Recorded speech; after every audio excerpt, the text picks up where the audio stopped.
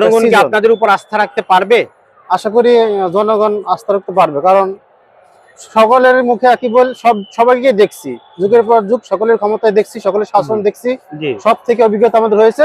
এখন আমরা জামাত ইসলামকে দেখতে চাই ক্ষমতায়, এরকম আস্থা আশা করি সকলের উপরেই আছে। আপনাদের রাজনৈতিক চিন্তা ভাবনা কি? আজকে কি ঘোষণা হলো মঞ্চ থেকে? আমিরে জামাত কি বললেন?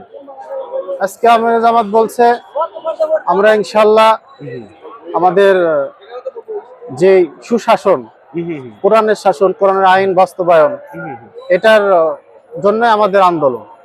এবং যখন কোরআনের আইন, সুশাসন, কোরআনের শাসন আসবে এই আমাদের দেশে, এটা বাস্তবায়িত হবে, কোরআন আমাদের সংবিধানে যাবে, কোরআনের আইন অনুযায়ী সংবিধান চলবে, তখন দেশে কোনো দুর্নীতি থাকবে না, জুলুম থাকবে না। প্রত্যেকে তার নিজস্ব যে হক আছে, নিজস্ব যে অধিকার আছে, প্রত্যেকে যার যার অধিকার